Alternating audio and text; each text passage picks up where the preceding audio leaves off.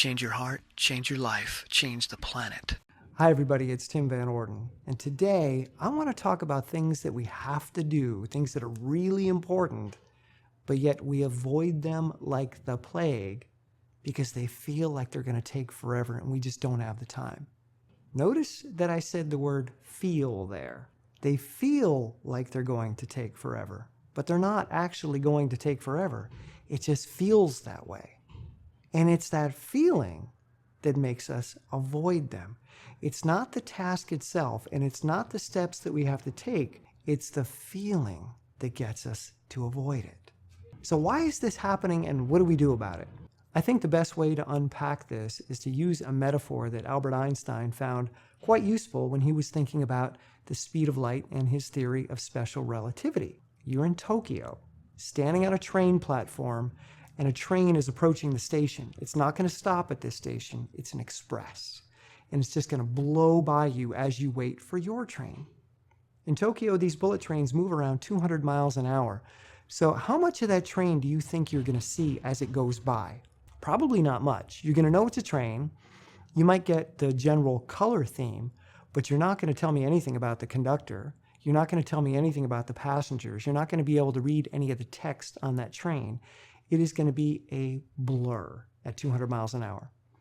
But as your train approaches the station, coming in much slower and eventually coming to a stop, it's going to come into greater and greater focus as it slows down and moves at the speed of life.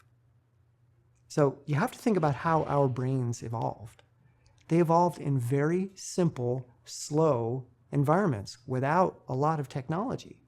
But we don't live in those environments anymore, and yet we still have that same brain. Not enough time has passed for our brains to catch up to the technology that we use. So we often find ourselves dealing with these bullet trains, such as 500,000 photos on my iPhone that I have to organize, and I just can't do it because it's going to take forever. So back to the trains. If that train stops and you get on, it doesn't matter how fast the train is moving. From your perspective, the train is going to be standing still and it's going to be the world outside that's moving.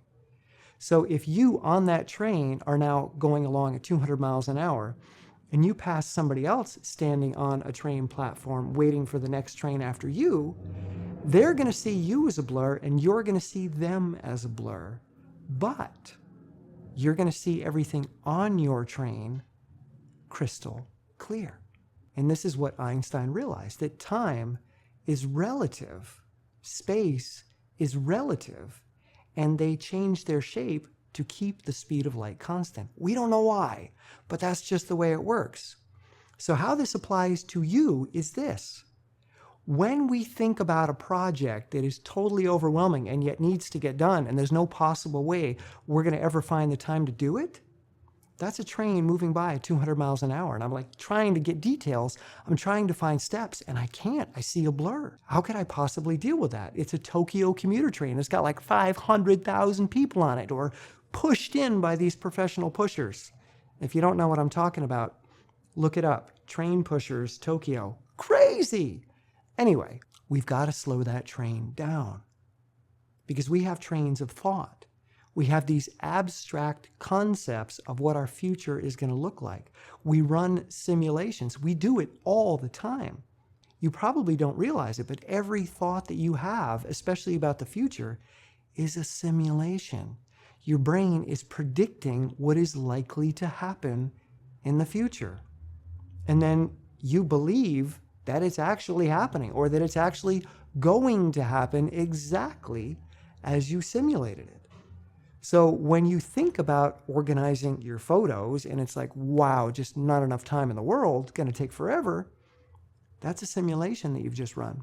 And in that simulation, your train of thought was moving past your station at 200 miles an hour, and it had no intent on stopping to pick you up. It's out of your control. You're not the conductor. So what we have to do is to slow that train down. And we do that by, number one, realizing this is a simulation that I'm running. I am the conductor. We say, wait a minute, that's a really scary thought and I'm staring at a computer screen, but where am I? Odds are that you're safe right now and there really isn't any rush to get any giant thing done right now. We don't have to deal with the entire train right now.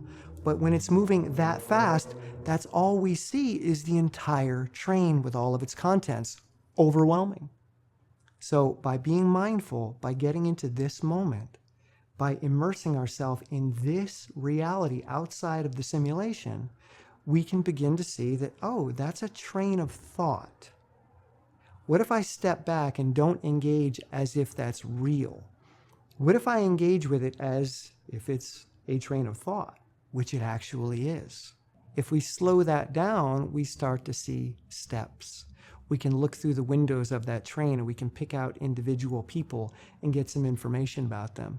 How tall they are, what they're wearing, etc. What do the steps look like? How big are they? How many are they?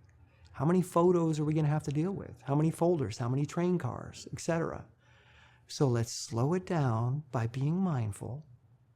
And then maybe we can open the door a little bit and look inside and peek our head in. That's going to give us more information. And maybe that door shuts again and our train runs away, which is likely to happen. Any of you that have ever meditated, you know that the brain doesn't wait for you. It's not going to hold still forever. It's going to charge off again. So we're not going to get this long pause where we can completely stop our brain from having these simulations moving at this ridiculous speed. But with practice, with mindfulness, with grounding, we can slow them down. We can open up those moments just a little bit, take a peek, grab some data, and work with it. We can take a step with that little bit that we got. And if we practice this enough, we can open that moment or open those doors wider and wider and wider until we can eventually get on that train. And when we get on that train and the doors close and it now takes off at 200 miles an hour, from our perspective, it's still. But yet there we are, able to interact with all of the contents at the speed of life, the speed that our brains are built to operate at. We can take our time on that train.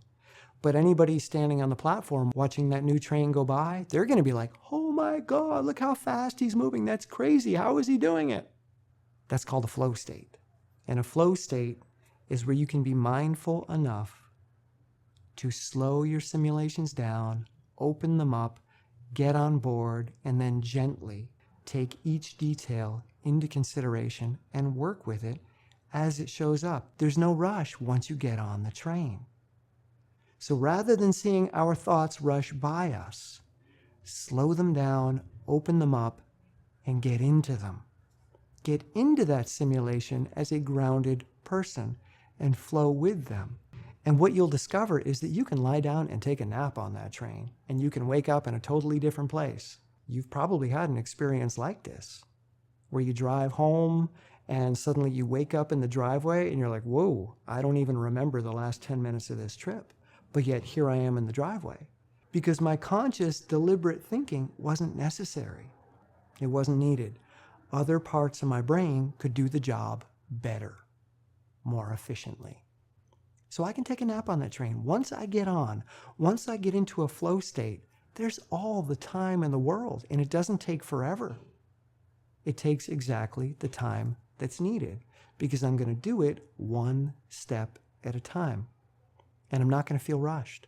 I'm not going to feel overwhelmed because I'm going to be working at the speed of life, even though to the outside, it's going to look like the speed of light.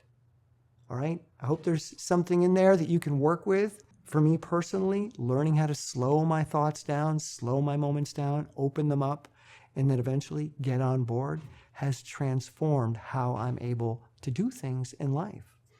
So give it a try and let me know in the comments below how it works for you. And if you like this video, give it a thumbs up. If you like this channel, subscribe. And if you love this channel, come on over to Patreon, $1 or $2 a month.